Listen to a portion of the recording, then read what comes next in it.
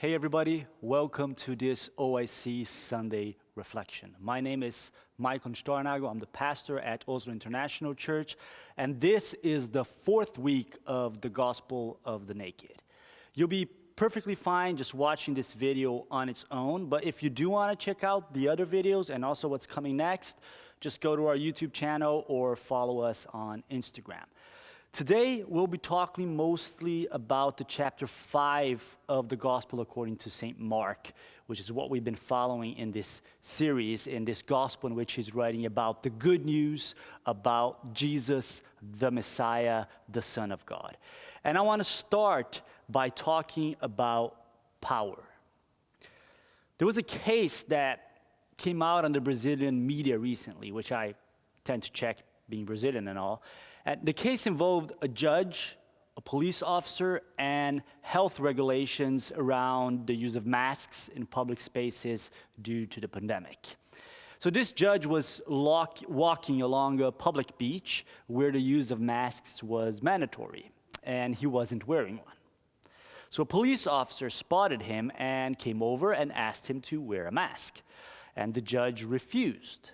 The police officer insisted, and then the judge pulled out the power card.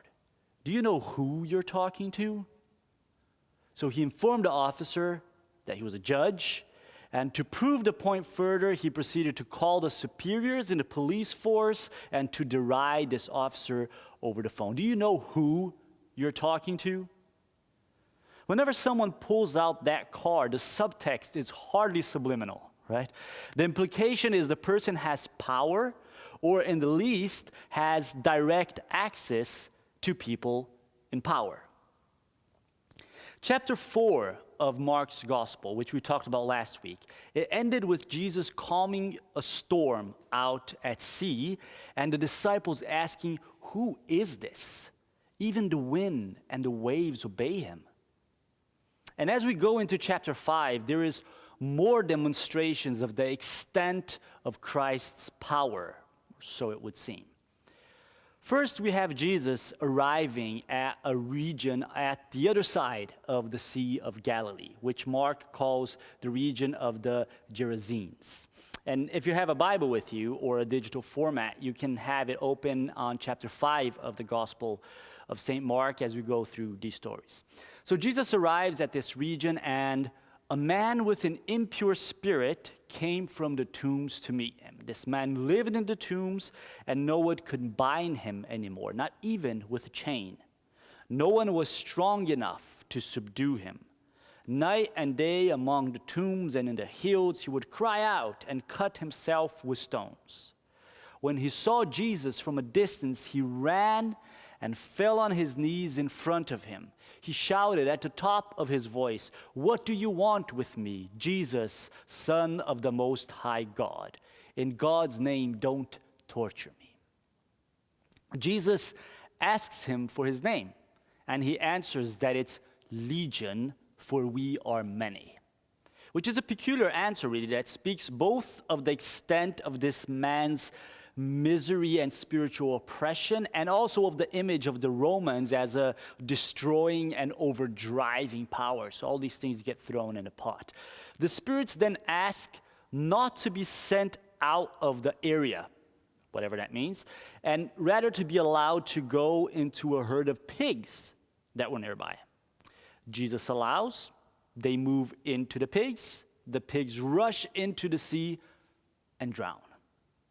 Now, the nearby town hears of the drowned pigs and comes to check out what's going on. And they find Jesus, and with him, this man who had been suffering and wreaking havoc all those years, and I quote, sitting there, dressed and in his right mind. And Mark says they were afraid. Here's someone with power over the spiritual realms. Power to send a whole legion of demons packing and to drown a whole herd of pigs on a whim. They beg Jesus to leave the region. Jesus leaves and crosses the lake back to the other side where a crowd gathers around him. But the crowd gives way for one named Jairus, because this is the leader of the local synagogue, who comes and falls at Jesus' feet, pleading earnestly with him, "My daughter is dying. Please come and put your hands on her so that she will be healed and live." Jesus goes with him, the crowd packing around them as they go. But on the way, something else happens. A woman is in the middle of the crowd. And this woman had been suffering with a condition in which she had been subject to bleeding. A blood discharge is really the best description, for 12 years. She had spent all she had with doctors that couldn't heal her and only gotten worse. But she has heard about Jesus, and she thinks that if she can only touch his cloak, she will be healed. So she sneaks behind him in the crowd and touches him and is immediately healed. Jesus, however, he feels that something happened and he stops and he starts asking who touched him. The disciples argue, "Well, Jesus, a whole lot of people touched you. You're surrounded by a crowd pressing on you." But Jesus insists on the question, "Who touched me?" until this woman comes forward and explains, confesses what happened. And Jesus tells her, "Daughter, your faith has healed you. Go in peace and be freed from your suffering." 12 years and no doctor could help her, and she is healed by just touching Jesus' cloak. Do you know who you're touching? The one with power to heal diseases. Meanwhile, Jairus is biting his nails nervously because this whole thing is delaying them getting to his daughter. And sure enough, someone from his house shows up and says, "It's too late, Jairus. She's dead. She's gone." But Jesus dismisses this report and says, "Don't be afraid, just believe." And he continues walking towards the house, but now he only allows a small group to go with him, only Peter, James, and John, and of course Jairus. And he finds the house full of people crying and wailing, but he sends everybody out saying, "The child is not dead, but asleep." And they all laugh because they know the child is dead, but Jesus doesn't care. He sends them out.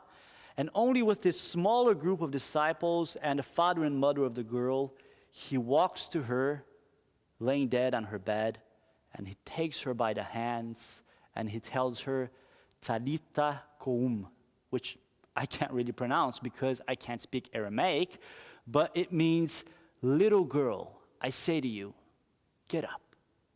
And she does. She gets up and starts walking around, and Jesus tells the parents to give her some food. Those people, all those people, they had laughed, but they didn't know who they were talking to.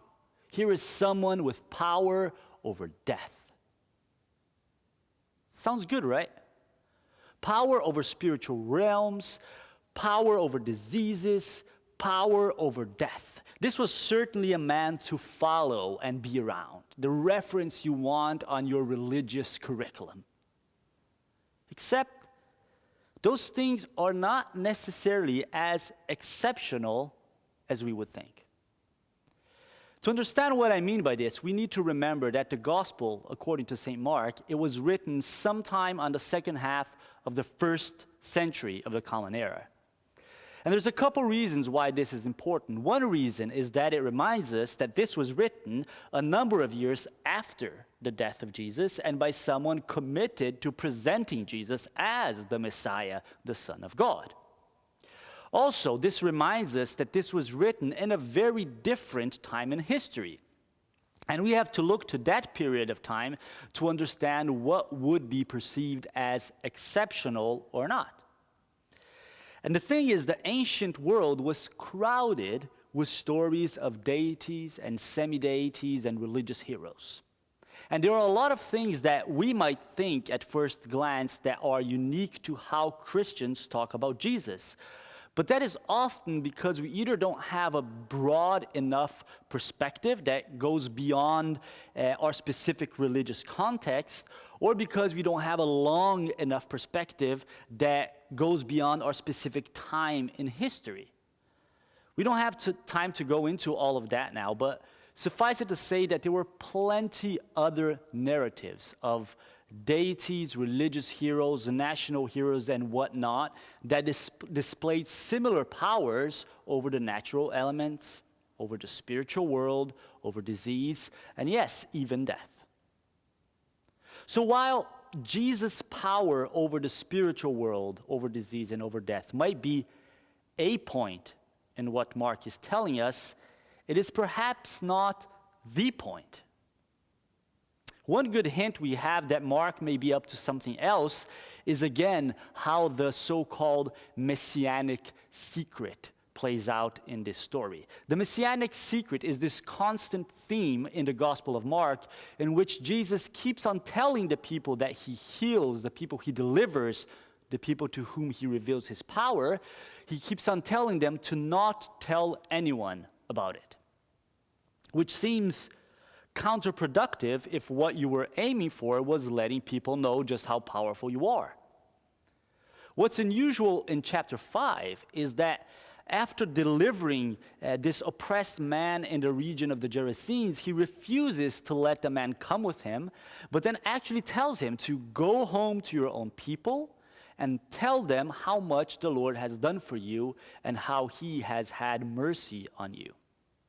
But then after raising Jairus' daughter back from the dead, he again defaults to giving them strict orders not to let anyone know about this. As far as public relations for a Jewish rabbi go, there was hardly anything to be gained by an ostracized man going around telling about Jesus on the other side of the lake where people had already sent Jesus away. It would seem much more logical to have an influential guy like Jairus, a synagogue leader, telling his story. So not only the power narrative is not so unique, it actually seems to be upended by the story as Mark tells it. What else then is going on here that might help us understand what Mark is up to when he sets these stories together? Are there other unifying themes or red lines besides this question of power? Well, yes, there are. And once we start paying attention to them, we will realize that there is something much more profound going on here than Jesus going around showing that he can do stuff. First, there is Jesus blatantly flouting the purity laws. And this is not quite obvious for those of us who are not familiar with the religious context, but for those first reading Mark, and most definitely for those witnessing these stories, this was overwhelmingly obvious.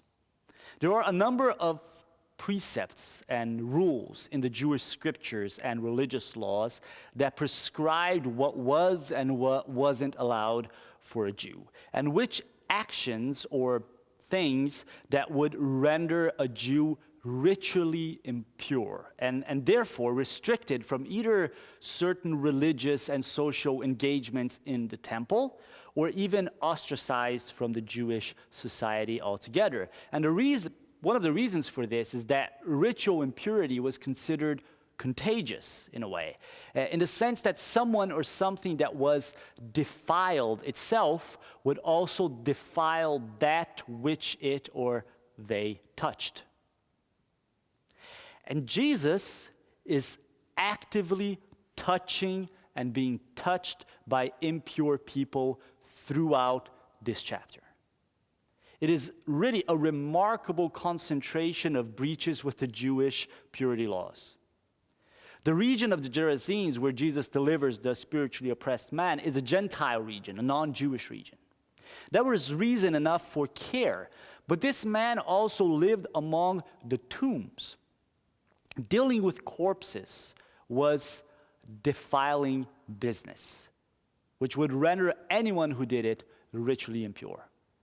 And as a consequence, that meant that cemeteries and tombs and graveyards were places of defilement per definition. Yet Jesus lands on Gentile territory and meets with a non-Jewish man who lives in the tombs and is filled with a number of impure spirits on him. And this is who Jesus has contact with. Then he crosses back to the more kosher land of the west side of the lake, only to be touched by a woman who suffered from a blood discharge. Even regular menstruation would render a Jewish woman ritually unclean until she performed the proper rituals, and anyone she touched during her period would be defiled by contact. Now, this woman runs an immense social risk by sneaking into a crowd and touching a religious teacher. And Jesus, instead of sort of hiding the fact because the crowd is there, he actually seeks her out and has everyone know that he's just been touched by a woman who has had suffered for bleeding for 12 years. And then he goes on from this scene, hurries out to the house of Jairus, and holds the hand of a dead girl.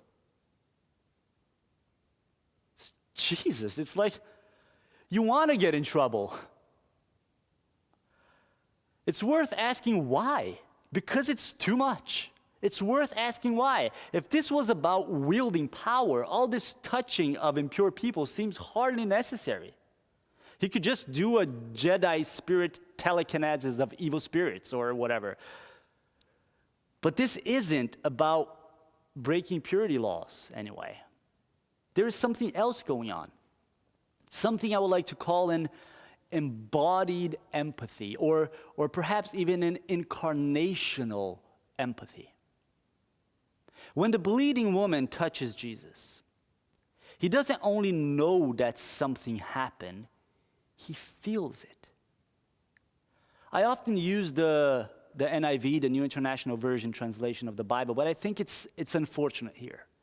It says that Jesus realized that power had gone out from him. But realized can easily be understood as simply a cognitive function. The ESV translated a bit better, saying that Jesus perceived in himself that power had gone out of him. An even more literal translation would be that Jesus became inwardly conscious. This inward perception invokes not only a cognitive but a bodily perception, which makes the whole scene much more striking. This woman had been suffering from a bleeding discharge for 12 years. And as she touches Jesus, two things happen simultaneously. She felt in her body that she was freed from her suffering, that the discharge had stopped. And Jesus became inwardly conscious. He perceived in himself, he felt in himself that power had gone out from him. Both feel in themselves this healing event. And I would argue that Jesus feels not only that he is healing, but also the reality of the pain and the suffering that he is healing. And so he stops, and he seeks out the woman, and he lets her tell her story, and he lets her touching him become public knowledge.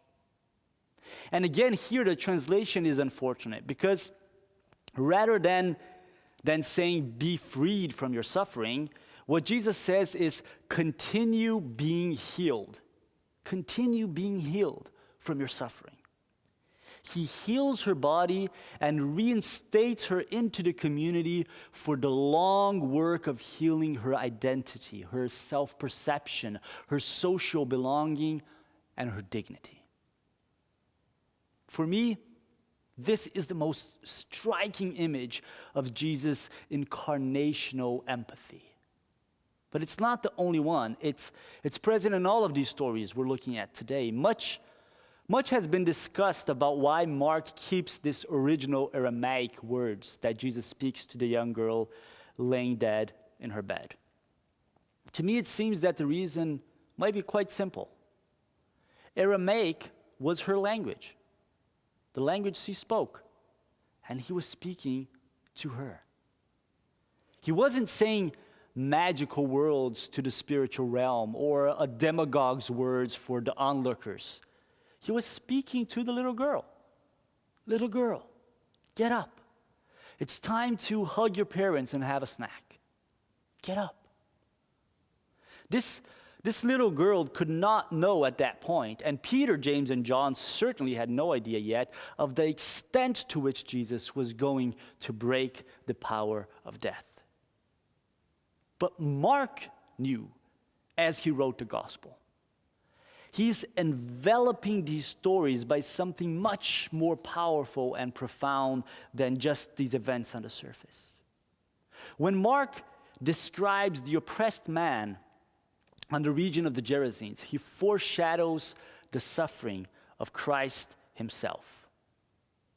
He describes this man as an outcast, living in the tombs, stripped of his clothes and full of cuts and pain. And then later you have Jesus, striped naked, flesh torn, hanging on a cursed cross on the hill of the dead, Golgotha, on unholy land outside the city walls. Jesus wouldn't simply free that man. He would dive deep into the suffering of that man and of all those impure, ostracized people, spiritually oppressed outcast, bleeding woman, dead girl, and many more. He wouldn't only speak to that girl in her death, he would dive into the reality of death itself. The reality of death that surrounds and permeates all of us. And because he goes that deep and close in his incarnation presence and identification with us, he can call us to life in identification with him as we hear his voice calling us to get up and eat with him. Daughters, Jesus calls both of them. One who died too soon, after 12 years, and one whom for 12 years had been too dead for a living woman. These daughters testify to us of the resurrection and of its Lord. For they are touched by a Christ who identifies with their suffering, with their pain, and with the very realities of death that surround and permeate them. Yes, I think Mark is talking about power. But it is not the power over demons, disease, or even death as a thing in itself that is the good news about Jesus, the Messiah, the Son of God, that Mark so wants to tell about.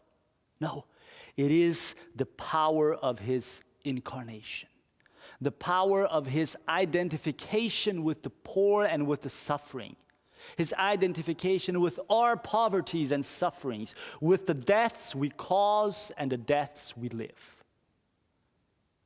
And I wonder if we echo Mark when we hear these stories, when we tell these stories, and when we live these stories. The gospel, this gospel of the naked that Mark tells, it seems to me that it is not about going around carrying the gospel, saying to others, do you know who you're talking to? Rather, in these stories, Jesus tells us, I know who I am talking to. Do you? Do you know who the people you're talking to are? Do you know their stories? Do you know their pain and suffering? Do you know their lives in its contextual complexity? Do you know who the gospel is talking to in you?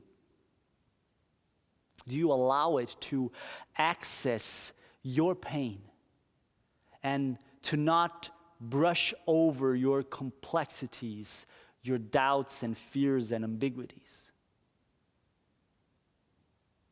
It is perhaps not so remarkable that the Son of God has power. It is truly remarkable and humbling that he is inwardly conscious of the very reality of our suffering, that he knows it in himself, and that he welcomes us into the freeing embrace of being with us. And it is in the light of this gospel and of this power that I pray that the Lord may bless you and keep you. That the Lord may make his face shine upon you. He may be gracious to you. That the Lord may turn his face towards you and touch you. And that he may so bring you peace. Go in peace and serve the Lord, serve those around you, and do so joyfully.